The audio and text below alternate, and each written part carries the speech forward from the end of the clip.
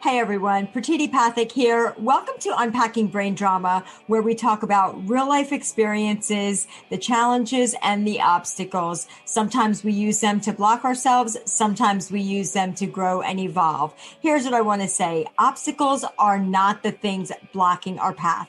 Obstacles are the path. So in other words, we have to grow through what we go through. So join me as we have some amazing conversations with some amazing guests. Let's go. What's up, Wednesday? We are here with Unpacking Brain Drama podcast. It is the middle of your morning, middle of your week, and I am here with an amazing guest today. Her name is Giovanna Elias, and she is a human connection, communication, and relationship coach. She is the founder of the Connection Code.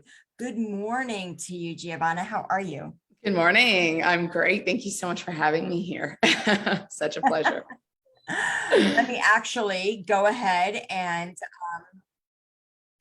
ask you how it is, because I know you're out in Mexico, and I just want to remind you guys all that I just came back from Mexico. We wanted to connect while we were out there, but it wasn't able to happen. So tell me, you are a human connection and communication coach with relationships, and you actually help people with relationships in all relationships, right? Intimate relationships, work relationships, and you even say even total strangers. How does that work?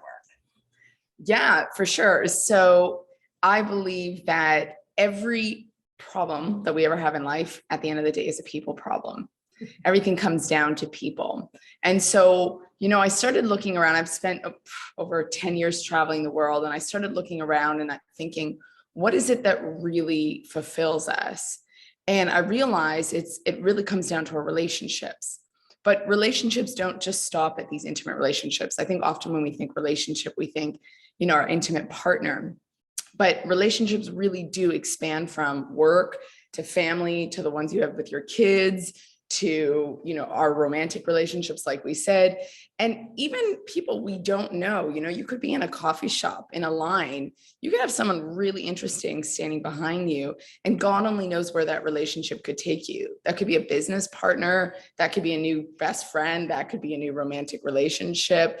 That person could impact your life incredibly. And so I think when we really learn the skills on how to talk to people, how to open up to people, how to actually deeply connect with people, we can realize, one, the incredible people that can come into our lives, and two, we can actually build deeper bonds with the people that we already have in our lives. And I think that's the very thing that really fulfills us at the end of our day. I absolutely agree. And I love what you're saying about the stranger thing. I remember my son actually, I'm somebody who could stand in a grocery line and just, I'm nosy and I want to talk to everybody. And I'll use anything, like they're reading something, they're looking at something. I'll be like, what do you think of that? And yeah. So I am somebody that connects with people. And I've actually said so many times that I am somebody who connects very intimately, deeply with people pretty quickly, just because I share something so intimate and deep and vulnerable about myself pretty early on in the conversation. I know I'm glitching again, guys. I can't help it. You always have robot Pratiti on the lives. I can't help it. But actually, I'm going to try to minimize this so that it's maybe helping a little bit. I don't know. But, one thing that my son would say is, do you have to talk to everybody you meet? I'm like, actually, I do. And you're absolutely right, because I think that it's meeting strangers or not meeting strangers is kind of like trying new food. You don't know if it's your favorite food or not until you try it. So you don't know if you're going to connect with this person in which way unless you open up that line of communication. And I think the problem isn't with people being open to it. I think they don't know how to start. Yes. What are your thoughts about that? Yeah, it's so funny because, and I was going to say congratulations for being so comfortable with it, because a lot of people really do struggle with the starting part of it. And I think it's exactly what you said of, you'll look for whatever's around, or if they're reading a magazine or whatever that is. And I always say to people, go based on your environment. So if you're, in a line and you're watching them, open up a magazine and read something, talk to them about that. Maybe you see a book popping out of their purse and that grabs your attention. Talk to them about that. Maybe you're at some sort of function together that brought you there. So you can start opening the conversation based around the environment, based around what's there. That's the easiest thing to, kickstart the conversation. From there, you then let it roll. And so I always say to people, to have the most fluid conversations, you want to integrate 3 things. And that is active listening, quality questioning, and soulful sharing. Oh, And take so, notes, people. and so I think that, we're always afraid to start, but I say, you know what, it really doesn't even matter how you necessarily start. Like I said, you pull anything from the environment to start the conversation, but it's really about allowing that ball to just roll from there. And if you're really listening to what people say, then you can ask questions and respond based upon that. And they can respond back, and you can ask and share more based upon that. And so now it's this beautiful sort of ping pong match, right? And the conversation just goes into this nice little flow. And I mean, people forget where it started anyways. That's so true. I mean, do you think that it's easier now since people have been meeting so much? Like people like you and I think that we're a little more comfortable with it. Number one, we're on LinkedIn, we're in networking groups, so we're used to meeting strangers. Though I think even that is uncomfortable when you're in a common area, like you said, if you're at an event together, people feel uncomfortable just talking about something that they clearly have in common, like, hey, how did you, I mean, it's so easy to just say like, hey, how did you end up here? Do you know somebody here who invited you? Whatever, why are you here? What are you trying to get out of this event that we're at? Though the harder part for some people, I think, is standing in that grocery line. Even if you don't, I think sometimes we look for a commonality. I'm somebody who readily, easily, voluntarily, and is eager to give compliments to somebody. So if I see something that I love, I'm just going to tell you. Also, whether, like, hey, I love, like when we jumped on, I'm like, oh my gosh, look how gorgeous you look in that green. I love it. You look beautiful. I want to tell that to everybody I see, right? Yeah. It happened to me in the grocery aisle the other day. This baby, it was a mom and dad who were trying to figure out some spices, and the baby was just making all kinds of ruckus with this coughing and sneezing. And I was like, okay, over there, take it easy. And the mom and dad were like, just laughing. They're like, I know, really. I was just like, and then I went over to see the baby and I said, well, you're the one who called me over here. Clearly, trying to get my attention. So I think that when we, especially with what we've gone through in these past couple of years with keeping our distance and staying away from one another, I think as a human species, that's what we're looking for, is that human connection. Yes. We want it so much, but yet we kind of almost deprive ourselves of it. 110%. I think a lot of it's fear. And I like what you said. I think there's a lot of lightness and playfulness in the way you're opening up to people. And I think that already breaks the ice and makes it a lot easier. And I always say to people, so I think oftentimes the fear comes in when we make it about us, like, oh, how are we going to look? Is this going to look too intrusive? Or are we getting too close? Or is this too awkward? As opposed am I to crossing the script. line? Am I crossing the line? Am I entering somebody's personal space? It's like, if you are, you'll know it. You'll certainly feel it. I mean, communication is not just verbal, it's energetic. And so you'll certainly feel someone's energy. And of course, I think energy is very contagious. So if you're comfortable and playful, that will also just sort of bounce off that person as well, and they'll absorb it. But I always say, flip the script and reframe it and look at it as, people always have something fascinating that they can teach you. Everybody has their story. Everybody has some type of experience in this lifetime.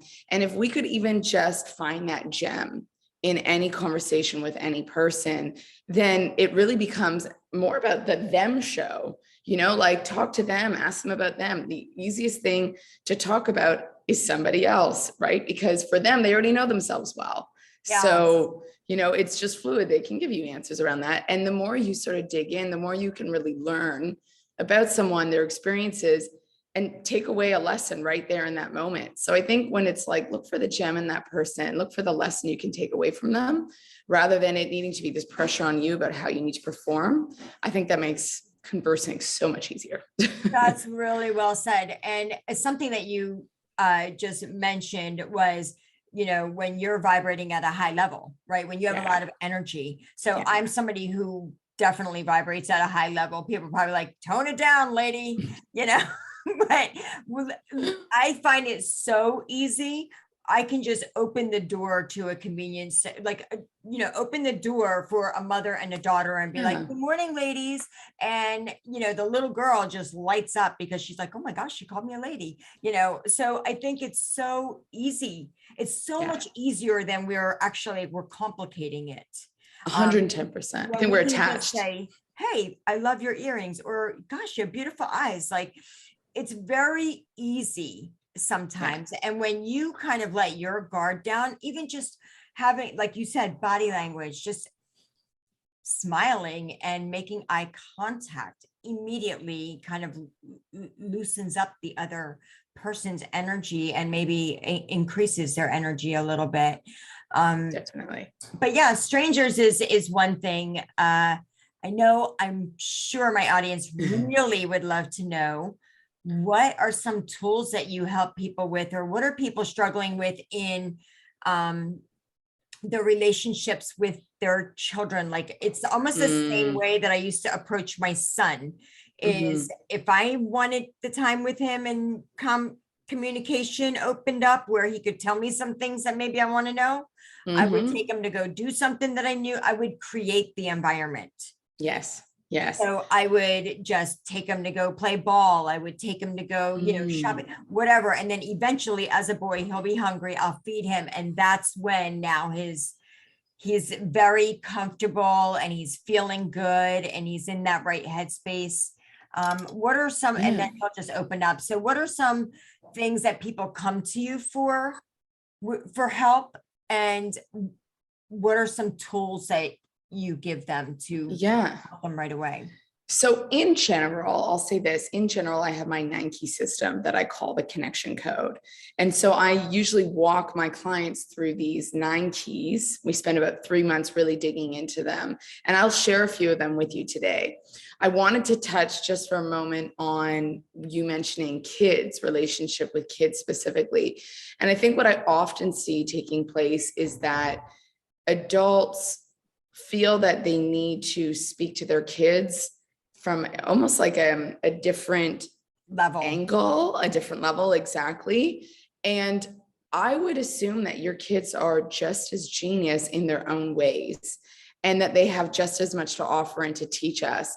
And so I think when we actually start opening up and dialoguing with our kids rather than shutting them down and actually asking them questions, like, what would you like to do? What moves you? What inspires you?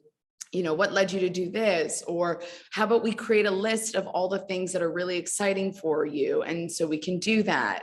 Or, even on the side of maybe there's tension happening. Maybe they didn't do their homework. Maybe they don't want to do something. Maybe they're arguing to go out.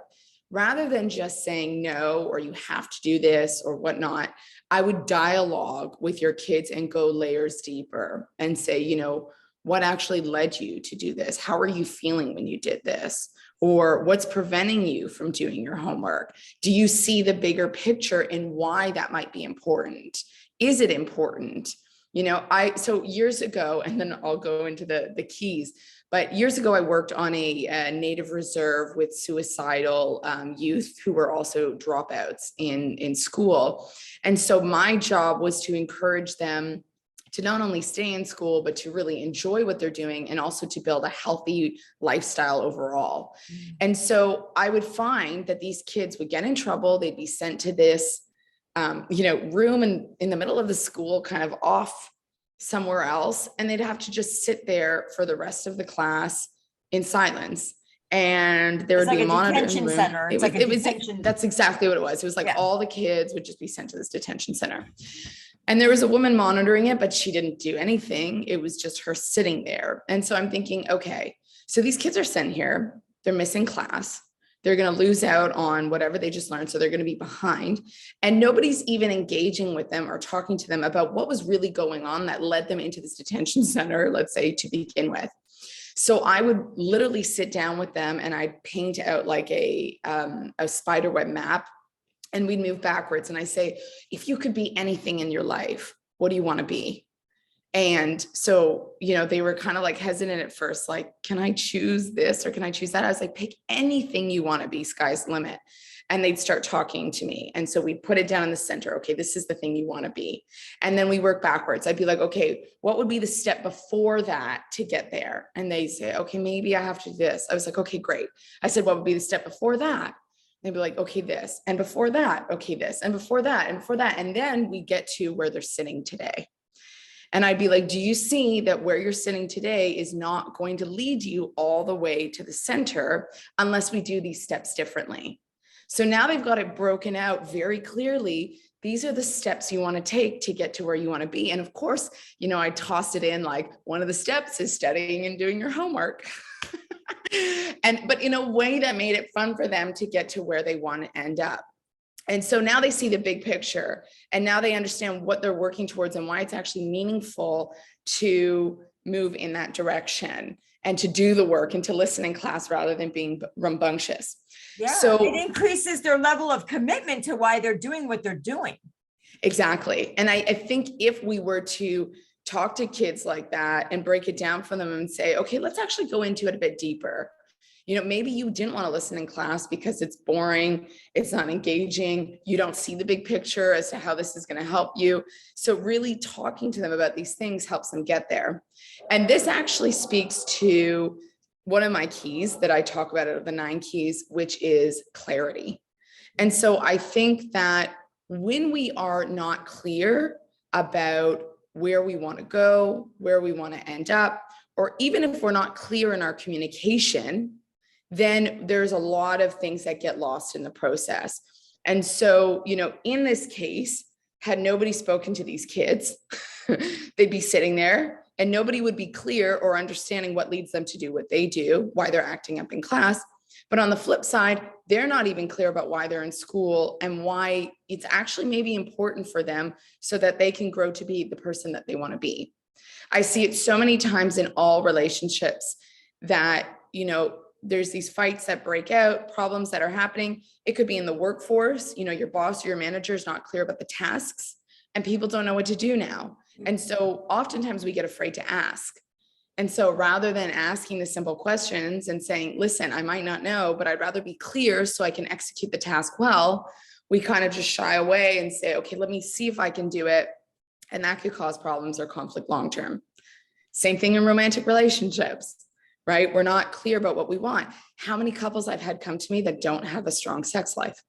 Yes. And I'm like, are you communicating clearly about what you want? Do you even know what you want to be able to talk about it? And then of course, there's the next piece about being comfortable. They don't. And what is interesting is that one thing that stands out the most is not only like when you go back to the kids in the detention class, we had that in our school too. You were late or whatever, you got a detention sub. So there's like, you actually had to do, and like, if it was like, it was kind of remind me of like a detention or like an in-school suspension where the kids would have to stay all day. And like you said, nobody's engaging with them. So not only are they not seeing the big picture on why they should be doing what they're doing, the other thing that's happening that I think that we completely skip over and fail to even recognize it as adults, as the bigger humans in the world, teaching and setting examples for these young folks, is what they're making that mean about them. Like they are like, I'm a bad person. I'm not I'm screwing up. Like I'm a screw up. Like that just takes everything about themselves to a whole nother level that makes it even that much more of a block for them to actually be successful in their own lives. Where I think our job as the older humans on the planet, setting an example for our youngsters, we're as parents, we seem to be talking at our children instead of having the power of questions, like you said, is like asking really powerful questions. Like even when my kid was 2, 3 years old, I would say, do you want to wear this or do you want to wear this? It made my son feel like he was valued. His opinion was important. What he wanted was He's important to empowered. me. Yeah. And I His think choice. these little things that we can do go such a huge distance, just as the small things that we do that take away their power go a very long distance as well.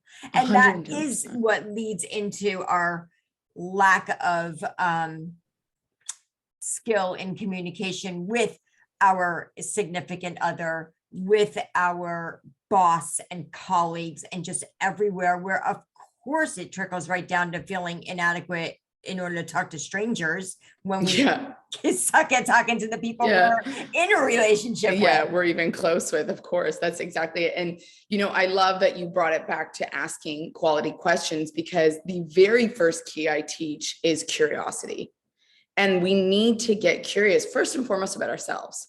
We need to ask ourselves, what do we want? What do we need? What do we desire? What are our boundaries? What are our values? Because if we're not clear within ourselves, how do I want to show up with my kids? How do I want to show up in my romantic relationship? How do I want to show up with a complete stranger when I'm networking in business? All of these things. And when I'm by myself. And when I'm by myself, like the power of questions start with the powerful questions you ask yourself.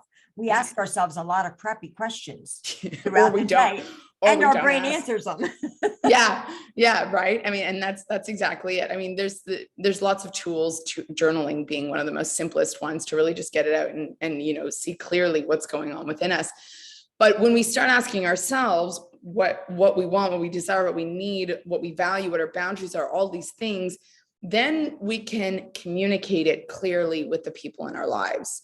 And that curiosity also extends to other people. This is like what I was saying with strangers. Get curious about who they are and know about who they are, because we can learn from them. But I also see, unfortunately, what happens is oftentimes we have people in our lives that we've known for so many years, our parents, sometimes romantic relationships, husband, wife, even our kids. And we're like, oh, we know who they are already. We assume we know who they are. We know their experiences. We know what they want. And so we don't ask, as opposed to like going deeper and saying, actually, I don't know who you are before I came into this life. You know, I had this conversation with my mother the other day. I'm like, I know you traveled a lot, but you actually never told me any of the countries you went to. I was like, tell me about those experiences.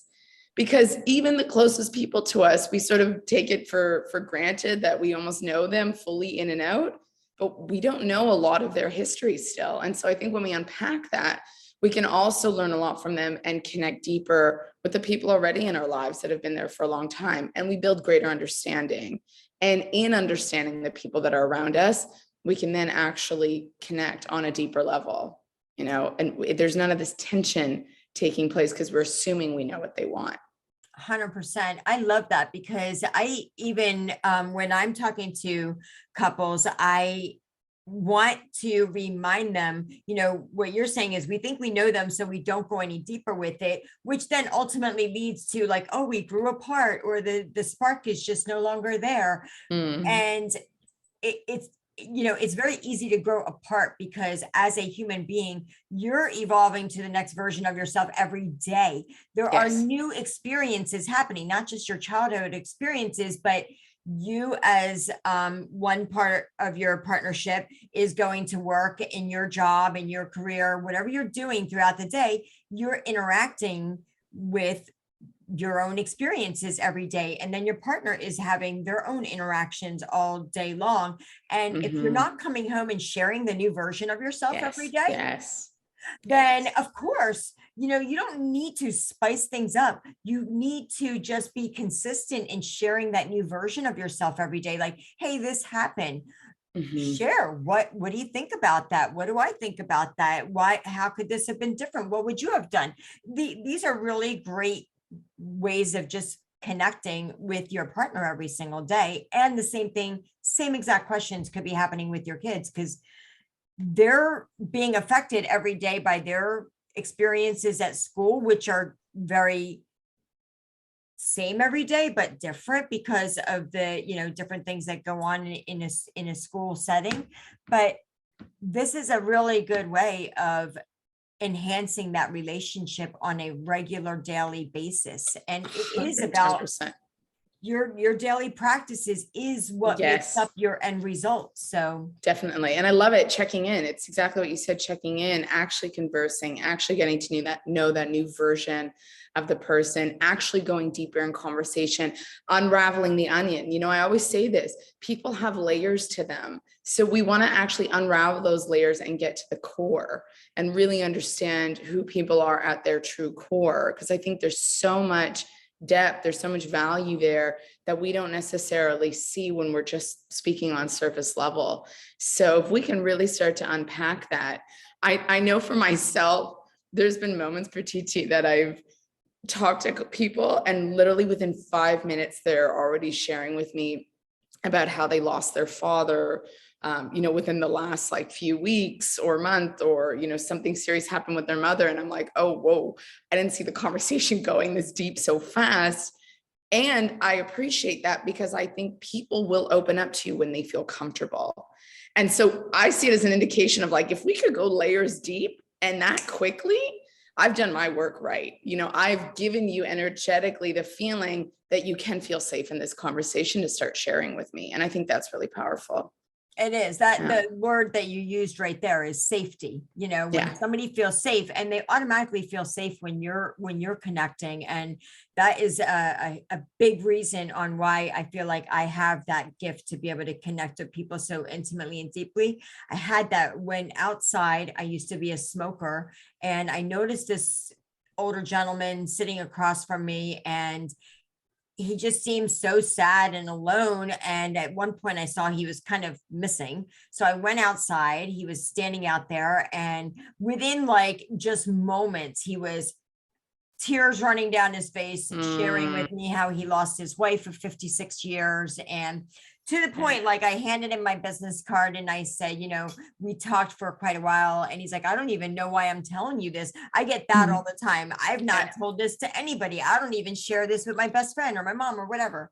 And I said, you're welcome to call me anytime if you want to talk. And I love that. I feel so honored that somebody would share something so deep and intimate about themselves with me, because they feel safe to do that. So I love that when that's happens. Exactly it. I think that's really beautiful too, because you're building a connection and with a complete stranger. And I think sometimes those are the most beautiful connections that can happen, when there's nothing really at stake, and there's also no attachment to anything, and you can really just be human. And it reminds me, what you're talking about reminds me of a time when I was at a bus stop and I watched a girl crying there by herself, and I sat beside her and I just started dialoguing and asking her if she needed anything and if she was okay. And I think moments like that, she looked shocked. And I think most people would be shocked because they think you don't know me for a hole in the wall, and yet you seem to care. Yeah. So I think when we can tap into that as humans, and rather than putting these barriers on us about once again, I have to be a certain way, I have to look a certain way, I have to, maybe I can't come into your space. This is definitely a very big North American thing. We're all space conscious, which is not necessarily a problem, but I sometimes wonder if it's to our detriment, because then rather than, going, like I said, layers deeper with someone, checking in, seeing if they're okay, we sort of shy away because we're afraid of, coming in too close to someone, and it may be too vulnerable. But I think that is, where the gold is at. I agree. I'm that's when you need it the most. I'm a mother who's lost a child, and I can tell you right now, most people, when they're having a tough day, that's when they think they need to keep to themselves. What if you were just in the cashier line? I've done it. And I'm you know what? I said, I apologize. I wasn't paying attention. I'm I lost my son, today's his anniversary, whatever the thing was, I said it out loud. And the woman on the other side of the counter, the cashier, literally her whole face, body, everything just dropped. She came around the side, she gave me a hug, and she's like, I just lost my son last year and I'm really struck. So it instantly connected. When you are going through, and that is where the gold is. Yeah. Share the thing that you have struggled with the most. I guarantee if you Yeah. open up and say, hey, I was picked on and bullied, every freaking other person that you're on the talking to is going to say the same exact thing. Cause I don't know a single person who wasn't picked on and bullied, right? Yeah. Yeah. Or something. You were short, ugly, fat, skinny, whatever you were. These, Mom dressed you funny. and even if it wasn't so bad as teens and kids, we internalize things anyways. Exactly. Most of If the you time ask me to go back ourselves. Yeah. yeah, well, yeah, definitely. I mean, we're all so awkward and uncomfortable at some point or others. But I think sharing our uncomfortableness and sharing Yes. our awkwardness is what opens us up. And for anybody and everybody who would be listening to this, whether you're on the Facebook Live with us, whether you're rewatching the recording or you're listening to it on the podcast, especially today in the times that we're living, like if human connection isn't needed the most, like we do not have to jump on the bandwagon of sharing everybody else's opinion, like stand for what you want to stand for, but open up and be vulnerable and be real with yourself, number one. Yeah. And that will be the fastest and easiest way to connect with the next human being, because that's what we want. We want Definitely. to fit in with the tribe. Otherwise we die. Like our brain requires us to fit in. Yeah. Which is why we struggle with the fear of like, if I say something, will I fit in? It doesn't matter whether you will or won't. You won't find out until you do. Until you share. And I'm happy you said that. So one of the other 9 keys that I touch on is what I call being fully expressed. And this is all about this. It's about being courageous enough to open up and share. With that being said, I do think it is important for us to also be mindful of, is this a safe space to do so? Because I've heard from too many clients of mine before that they've sort of just, opened up to people that they intuitively knew wouldn't be able to hold space for them. And I think that in an ideal world, we should be able to talk to everybody about everything at all given points in time. And I would still say there is sort of that intuitive layer to communicating with people. Like as you did with the woman in the cash register, obviously you felt very comfortable to open up and just share with her, and it felt like the right moment. And that's beautiful. I also see that you're not attached to the outcome of a conversation. So you're like, you know what, I'm playful, I'm light, but let me share what's going on with me. Versus I do see people that are very attached to, okay, what if I open up and it doesn't turn out the way I need it to? And if they don't know how to respond and all of these things. And I think then we become, like I said, too attached to the outcome, the end result. And so we want to make sure that if that is a fear coming through, we want to put ourselves in alignment with ourselves, but also in a safe space that we feel comfortable with the person that we're about ready to open up to. Yeah, no, 100%. I know that I want to value everybody's time here, and we're going to jump off in a few minutes here and let it go over. But, we're going to dive deep on this, because I think that where my comfortableness comes from, like you said, number one, I'm not attached to the outcome. And the reason is because I have gotten into a very beautiful and comfortable relationship with allowing myself to feel shame. Right. And when you can process very difficult emotions because you let something out and now all of a sudden, or you did something and you got to be upfront with it. And I've done it. I've done it where I've had to face not only everybody else, but the most important person, which is myself. And then I had to sit with myself with anything that's gone on for me in my life, whether it was through relationships or jobs or whatever in life. Life will offer you things that you're not always proud of. And when you are in conversation with somebody, if the fear is there on opening up because of what somebody else might think about you or judge about you or have an opinion about you, it's probably because you've already had that thought, judgment, and opinion of yourself. So 100%. that if you can be comfortable with like, hey, I totally screwed up, I get it, I own it, and I love myself anyway.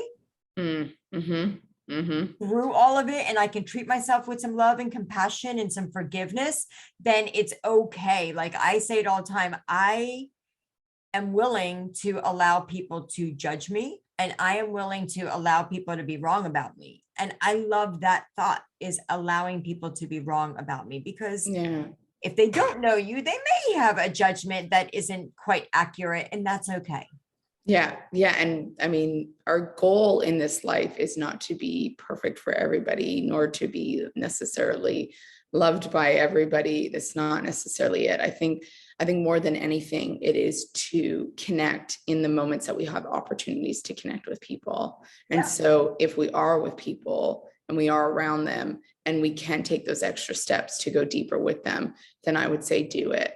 And you know, that's the very thing, I think, more than anything, that fulfills us as human beings, because when we have those deep connections, we have quality relationships, and that leads to a quality life.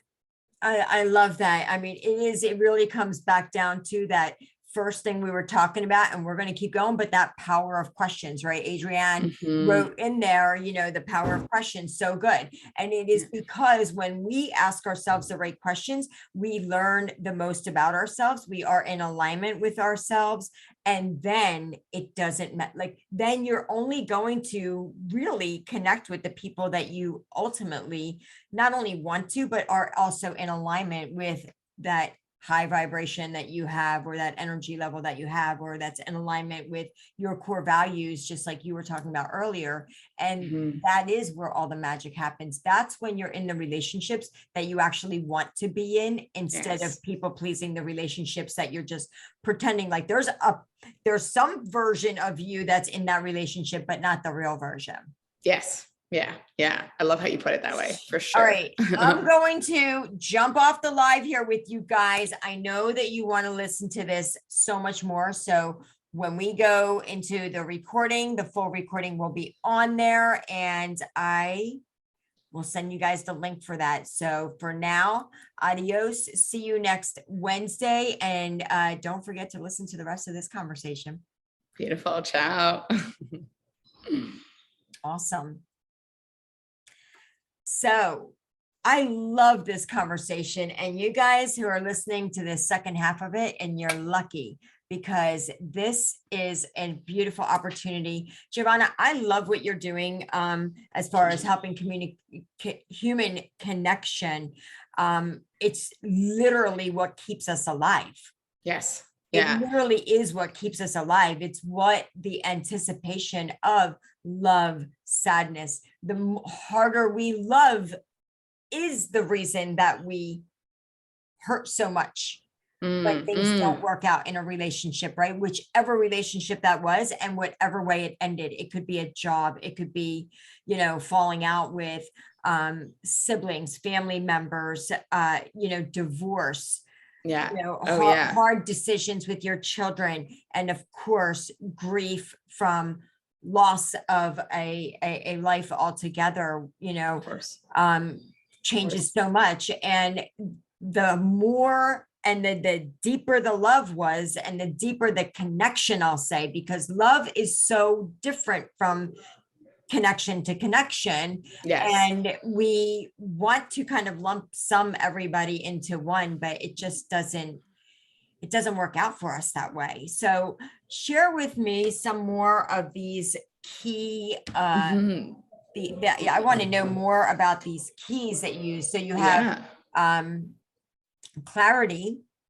Yeah, we talked clarity, we talked curiosity, we talked being fully expressed. And just before I go there, I actually wanted to mention a few things, speaking to one, the piece you said about love. And it's fascinating because in the Greek language, they have 7 different versions of how to say love. And when I discovered this, I thought it was really interesting because it's not just a generalized version of, I love you. It is, I love you for family. I love you for friends. I love you romantically. I love you in a way that we're building up that intimacy. I can't even tell you accurately what these 7 are, but I believe it's called Eros, Eros, if I'm correct. And these are the different ways of expressing this love or this care for people. And, just from my own background, I've studied 6 different languages from traveling around the world. And I see that even the way we express care for another human being shows up totally different based around the language that we speak, because certain words and certain concepts exist in some languages that don't exist in others.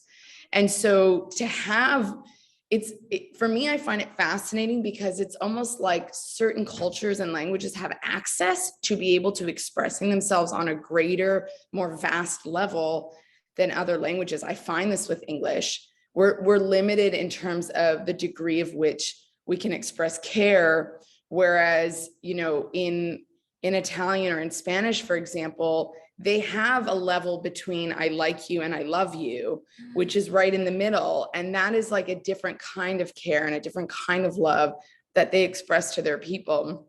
And so, I found that fascinating. That I'm like, there's layers and there's levels of care and of love and connection that we don't verbally have. Yeah.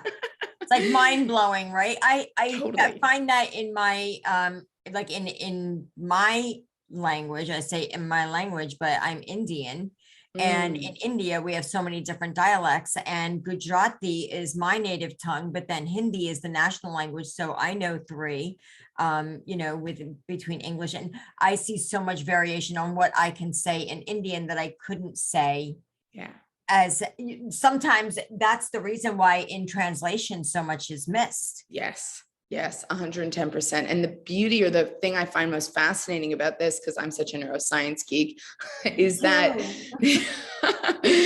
it's that our language programs not only our brain and our way of thinking, but it programs how we see and perceive reality, what is real for us. And so if something exists in the language in the form of communicating, then that means it must exist in real life and in how we physically interact with each other. But if we don't have these words, so for example, in Portuguese, they say saudades. Saudades is like a deep missing, a nostalgia, a really deep care, where they would express this to someone that they haven't seen in maybe 24 hours. Whereas in English, we won't say like, I miss you in a like, oh, I care about you, I missed you, how was your day, babe, kind of way. We use like, I miss you as if it was like weeks or months that passed. And then it's like, okay, I miss you. And it's like this really deep, heavy kind of big thing. Like, I really deeply missed you. Whereas in Portuguese, it's like this sort of playful, like, I want you to know that I care about you. And in caring for you, maybe you being gone for a couple hours means I missed you. Yeah. Oh my gosh. That is, it is, when people say, oh, you have such an expressive face, or you're so expressive. That's like when we're talking about our body language, we can express a whole array of emotions, on like many levels of loving somebody. It's like, I love you and I have compassion and I nurture you. And I like, when at 53, I know I could still go to my mother's house and be like, I'm just having a bad day, mom. I literally could lay down on the sofa, put my head on her lap, and she will stroke me and love me and caress me and get me something to eat. Like, that's a whole different thing than like, oh, well, why don't you just go and take a bath, or, like shoo away and go care for yourself. It's very different. Yeah, that's also cultural, big time. That's hugely cultural. It is, but like you said, it's, it's in our language, it's Yes. in our communication, and our communication with one another is very different from culture to culture and from, Definitely. Different areas of the world. But 110%. when I think about the things that are going on in the world today, are your clientele coming to, like, I know I have a lot of people that are, young folks struggling with confusion.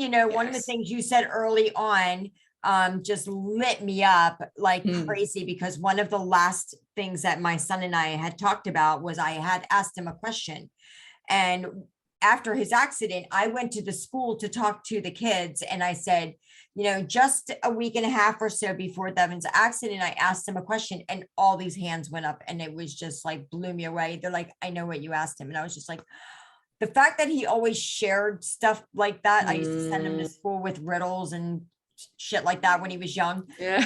And I didn't realize that he was incorporating all of his friends and getting the answer. He was like, my mom said this, what is it? And so he did that all those years. I didn't realize it. So when I asked him this question, I said, if there was anything that you could be in the entire world, anything, and you were guaranteed to achieve it, what would it be? And he's like, I could be anything. I'm like, anything. He's like, I'm guaranteed. I'm like, you are guaranteed to achieve it. What would it be? And so I said, you have to tell me what second. I'm going to think about it and come back to me. So he came back to me and he was testing the whole I'm guaranteed. And he's like, I'd like to be a casino owner. I'm like, what? Like neither one of us are good. Nobody in the family is gambler, nothing, right? He's not used to casinos at all. But he's like, first tell me how I'm guaranteed. I said, that is so fascinating. So you were testing me, right? I said, how old are you? And he said, 17. I said, that's right. You're guaranteed to achieve anything you want. You're 17. Wow. I said, so let's take it there. I said, what are you? He's like, I'm a business major. And he was a business major and wanted to do entrepreneurship. So great. So let's talk about the steps that you would have to take. Yeah. Right. So probably you'd have to get your degree, make some money, learn how to, so we went through all these different steps. And I said, so that's it, right? If it takes 500 steps, you just have to take one step at a time and you get there. You have to be committed to taking the steps and missing a step, falling down, going backwards 3 steps, going back, like all of that is part of it, right? There's no, there's a GPS, but sometimes there's detours and there's obstacles in the way. Yeah. Welcome to life and how it's not so chronological as we'd probably like it to be. No, I mean, I think that's the beauty of it, right? We say things that sound really great, like, oh, it's the road less traveled, or, life is a journey. But are you actually living by that? Are you actually doing that? Yeah. Yeah. Well, yeah, that's certainly a big piece. And I think that once again goes back to the clarity piece of, are you aware of what it is that's important for you and what you want? Because when you are, then you can actually start taking those steps and moving towards it. And that's huge. And I see this often with my clients, very successful business owners or, just lawyers, accountants, people that have really worked their way up, be it in their own company or in corporate. And they've gotten really clear on what they wanted in that area of their life, but then they're not so clear on what actually fulfills them. So they've got this successful career, let's say successful, and they've made money. And now they're like, I'm still feeling empty and that something's missing. And the relationships that I have are either weak and they're really poor, or they're non-existent. And I've had it be that people have come to me and said, I don't trust anybody. I can't open up to anybody. There's no one around that I can actually talk to on a deeper level. And I say that is the richness of life. The richness is when we can have these conversations and we can actually, feel like we can open up to people, feel like we can share what's going on in reality, very much like you do with your mom. You're going to her house, you're like, Mom, it's a bad day. The fact that you feel that you've got that person in your life, that support, that safe space is huge. Whereas I see a lot of people have not even learned the skills to build that for themselves, where they feel comfortable enough to be able to talk to the people that are in their lives, or that the relationships have so far disconnected that to come to somebody would feel almost awkward or strange. Yeah. That's a good point. And I've definitely been there too. I've been on both ends of that, even simultaneously. And, I had gone through lots of, different experiences with my parents and within my own family and culture, just because I was struggling in 2 different cultures. I was here since I was 2. So it was like trying to fit in and ultimately feeling like I didn't fit into my own culture, right? Because I was kind of doing it all wrong, And one thing when you're saying that, what makes me think about the only person that somebody can feel like they can go to at that point is a therapist or a counselor of some sort, right? And that was for me too. When I was young, I was fortunate enough that the guidance counselor like kind of called me down to the office and said, hey, we can sense that some things are going on in your life, and we're going to send you to go talk to the social worker of the school district. And he ended up being like one of my very good friends, all even, through my adult life. And he was that one person that I could just open up and talk to. And he would say, I wish all my students were like you, Pratita. You come in, you tell me what the problem is, you tell me what the solution is, and the challenges, and what stands in the way of that. And I always thought that was interesting, but I was somebody who took a lot of time to analyze stuff.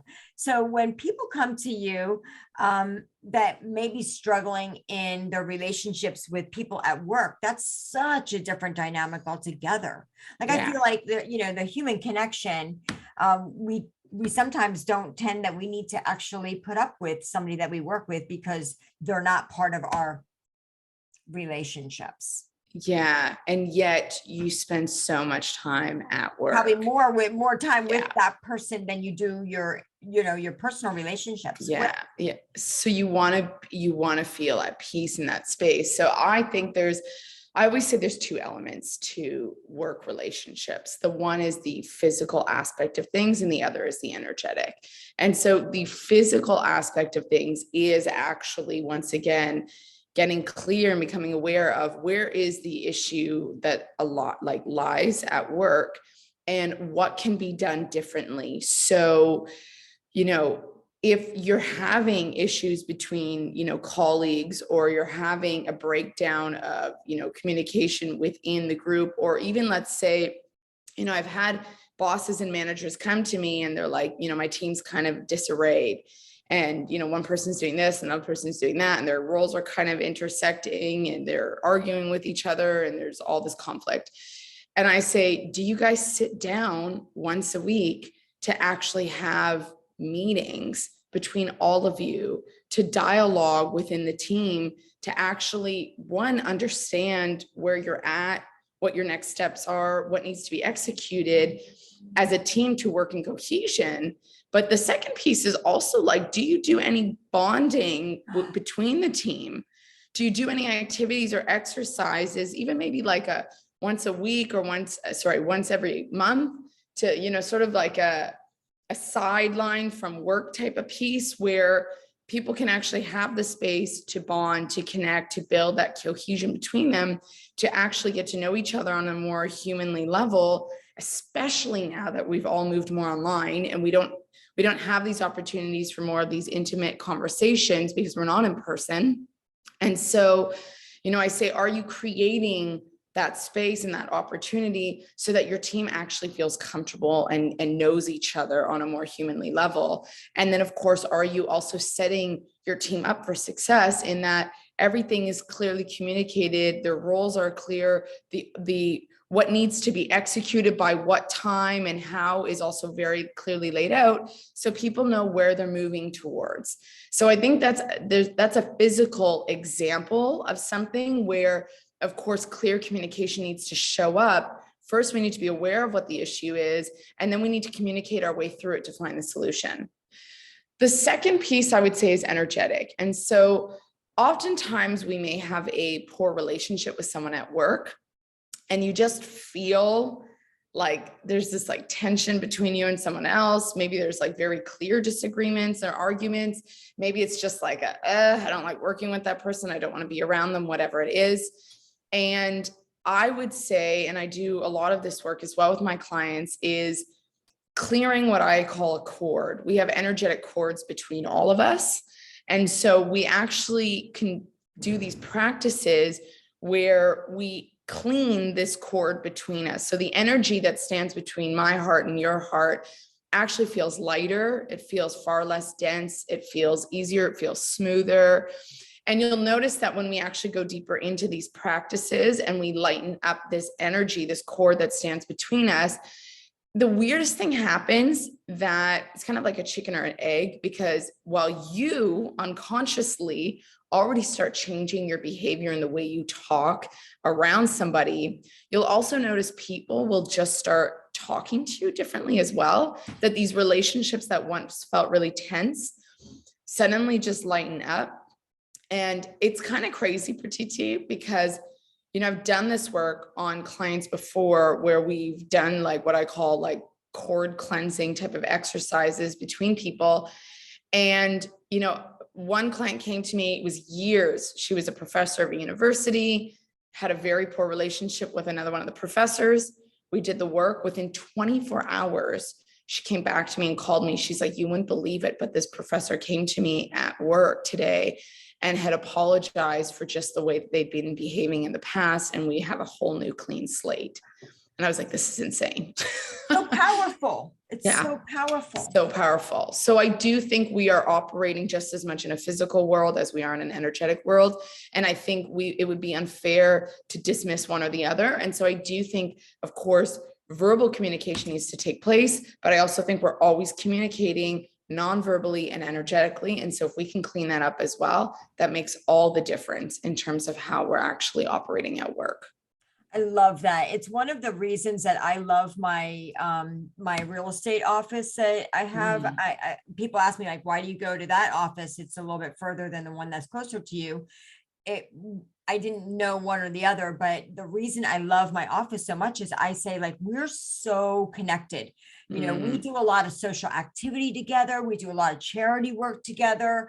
We do a lot of happy hours together. We do a lot of things together. And when you are connected with people as humans, yeah, it takes away, when you're only having the relationship with somebody at a job, at your work environment, then it's like, there's a lot of responsibility involved. It's like, I who got the work done better. There's this other competition that's going on. And it's this fear of there's a lot of lack and restriction and fear and distraction involved in that.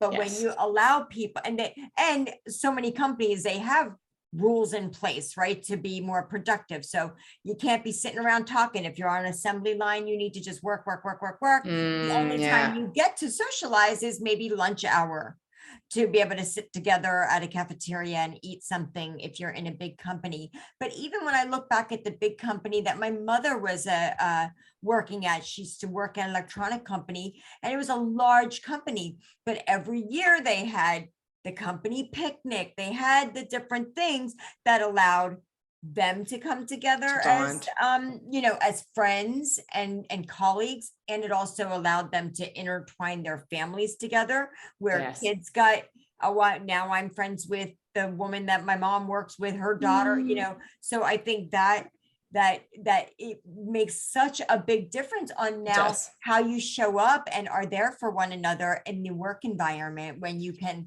love on each other in a different space as a, hey, how was your Thanksgiving? Or here, something I got for you, So you're connecting, you're knowing each other. Especially when it depends, and also the type of activities. Like I do workshops for companies and their staff, and it is for that reason, to help the company create a happier environment for their staff. When you are doing a lunch together once a month with your staff, or anything, incorporate anything that doesn't involve work, that involves them to have fun, even if it's like, hey, we're going to have a meeting, but we're also going to have an extended meeting that's going to involve you guys playing cornhole and whatever. Our team meeting, which is today, every single team meeting, the one in November is ridiculous. Like the lunch is insane, right? The lunch is insane for all of them. But July, we have hula hoops. Like we have the little Hawaiian skirts, straw skirts, and we get a Rita's water ice truck. Usually there's a bottle of Tito's next to it.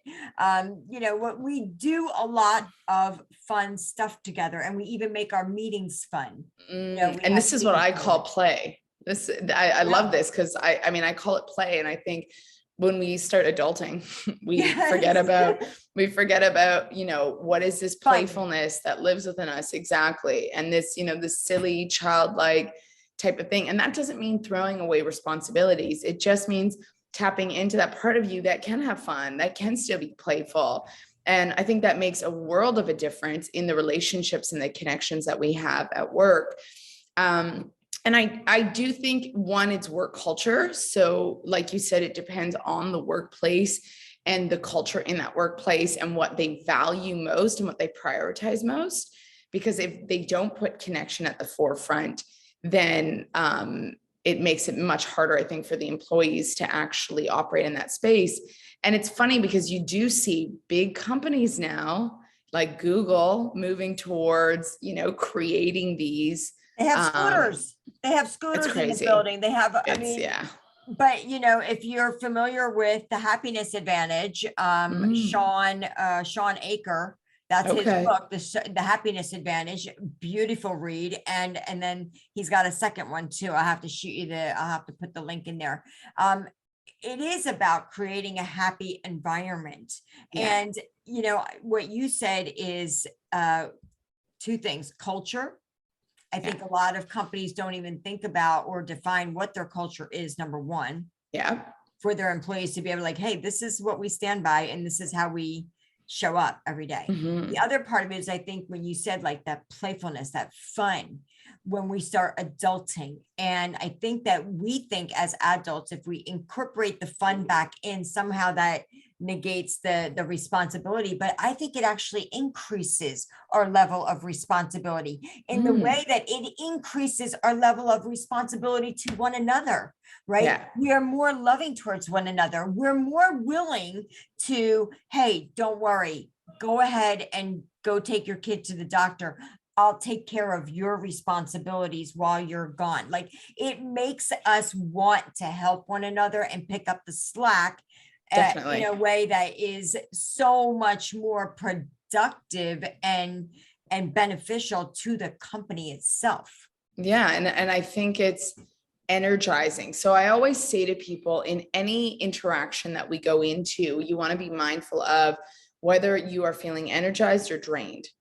And so if you're walking into your workspace, you're having, dialogue with your clients, even going on a date, even spending time with your family, how are you feeling before, during, and after those interactions? What kind of energy are you coming in with to begin with? Are you already drained and you're sort of pulling down the environment? Or are you going in energized and walking out drained, in which case I would observe what's taking place in that environment? Or the opposite sometimes can happen, where we either going really tired or just even neutral, but we come out totally alive, totally invigorated. And that speaks volumes about the work culture you're going into, the people you're working with, whoever you just had a conversation with, the date you went on, right? And those are indications of, was I energized in this conversation? Did it fulfill me? Did it light me up? Or was I drained at the end of that conversation? And what has led to these things necessarily happening? And arguably, if you're going to be spending at least 8 hours at work, you want to be feeling energized, at least feeling, this sense of, if not peace. I mean, we all value different things. Some of us want to be at peace when we're at work. Some of us want to be excited and inspired. Some of us want to be in creative flow modes, whatever's important for us.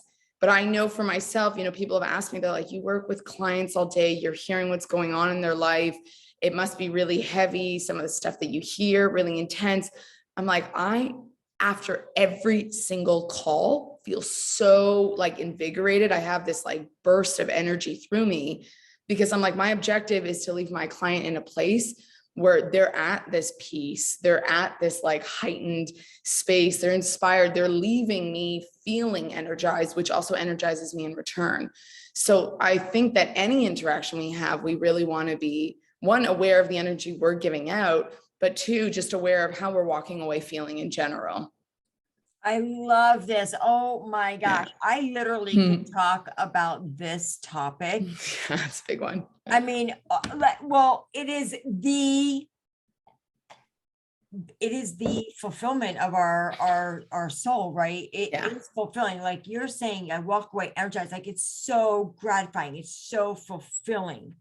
I feel so full in my Mhm. heart Mhm. from having the privilege, and I call it a privilege, It is. to Yeah. be able to connect with other humans and get their perspective and know what they're thinking and hear what they have to say, because it just can only enrich my life Yeah. and my own thoughts. You know, I want to be a source for people, and I want them to be a source for me, because we're all I think, you know, I had heard this on a friend of mine's introduction to his podcast, and he used to quote Waldo Emerson saying that, you know, I forget the exact quote, but it was basically that we have something to learn from everybody that comes in our path, and we have something to teach Mhm. everybody. So we are basically a part of everybody's Google, and they're a part of our Wikipedia. And I thought that was such an amazing So way interesting. of putting it, because it's so true. And I am a brain fanatic. I could talk about our brain all day long, and Mm. we are designed to just kind of stay safe. And it's just not, it's, you know, and thank gosh for it, right? If you have a program running in your brain that's called like something's gone wrong, you evolved perfectly properly, Yes. right? But we need to update that software consciously. Well, it's funny you say we're designed to stay safe, because yes, and while I would say the software is upgrading the more and more work we do on ourselves, we're also designed, and the neuroscience has shown this. There's a brilliant neuroscientist, Dr. Andrew Huberman, that speaks a I lot love about him. social connection. I love him as well. And he actually, through research that he speaks about that was done, has illustrated that humans need social connection just as much as we need food and water. Yes. And so what happens is, and what the research showed, is that when we don't have social connection in our lives, we tend to turn to food as a way to give us the neurochemicals, those happy neurochemicals, the dopamine that our body is actually craving through social connection. Yeah. The opposite can be said, that when we do have, you know, a lot of social connection, you can even think of it as like love. When you fall in love with someone, either we often forget to eat because we're so satiated socially, or when we do eat, the food tastes richer. Yes. And so this is a very clear indication. The neural pathways for social connection are just the same as they are for food. And that's to say that we need, our bodies crave this social connection. And when we don't have it, then we look to other things to give us that same essence, which food can give us. Yes. But and I always say, you know, our relationship with food can be very much emotional. You know, I know that when my clients, for example, are craving sugar, I'm like, what's the sweetness that's missing in your life? Ooh. Yeah. I'm like, is there something, love, intimacy, affection? Where is it that you're missing something sweet that you might be turning to sugar on a daily basis instead? So it's really being mindful of that. And I know even for myself, I'm like, is this hormonal that I'm craving sugar? Is this social? Have I not gone out all day because I've been at home working? And so my body really just wants people and those deep connections. And now I'm opening my fridge and looking for chocolate. No, I love it. I think that our relationship with everything, and I say this, I feel like we definitely have to do a workshop in Mexico together. I'm going to be back there in April. So Oh, brilliant. I have to find you. I'm going to be calling and figuring out a way to smuggle you in. So don't worry about that. But I always say that our relationship, and by the way, like overdoing anything, overeating, over drinking, over sexing, over porning, over working, over shopping, whatever you're overdoing, it's because you're avoiding feeling and emotion and fulfilling something, that something's missing. That's exactly over there. But you know, when I talk about our relationship with other people, our relationship with our business, our relationship with money, our relationship with food, drinks. Our relationship with everything external to us really comes down to our relationship with ourself in that area. Like, when we're struggling with something with ourselves, that's when the relationship with these other things are also, like, I had a horrible relationship with money because I grew up with this scarcity mentality from my parent that came from culture, you know what I mean? From just this mentality of lack. Yeah. Yeah. So it was like lack, scarcity, restriction, punishment, all of it goes together. And that's very true for diets and trying to quit certain things and start new things. Like, it all comes together, and it starts with the relationship with yourself 100%. And with everything else around you. So I love this most beautiful work that you're doing. Thank you. Because it is the most important work that we can do and work on and evolve in this area every single day of our lives. So thank you so much. And thank you. Oh my gosh, we're gonna have to do like a volume 1, 2, 3, 4. I don't know.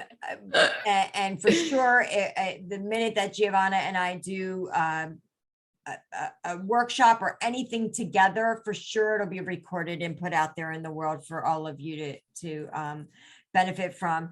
Giovanna, where can somebody come to you if they are struggling? Or you don't have to be struggling in this area or in any one of these areas. You can just want to up-level your relationships that you already have, because every relationship that you have in the world can absolutely be enhanced, enriched in every single way. So please tell us, how can we work with you, and how do we find you? Yeah, beautiful. So you can definitely find me either on LinkedIn or on Facebook, Giovanna Elias. I'm guessing we'll put the links as well. I definitely will put all the links that she's talking about. Brilliant. So feel free to add me on one of these links, connect with me there. And even on Instagram, I'll add it as well. But shoot me a message on LinkedIn or on Facebook. I would absolutely love to connect, and we can talk better this way. I offer a 3-month program. I also do one-on-ones, and I'm always very happy to come into any companies and even talk to their teams, because this is just as powerful and just as necessary. So as the one-on-ones, right? So would love to chat with you, whatever it is. Love to have a connection call, and yeah, we'll go from there. And let her know where you found her. Let her know where you found her, because that will be super helpful. Also, I just want you guys to know, I know that we focus so much on our intimate relationships with our family members, our loved ones, and our close and dear friends.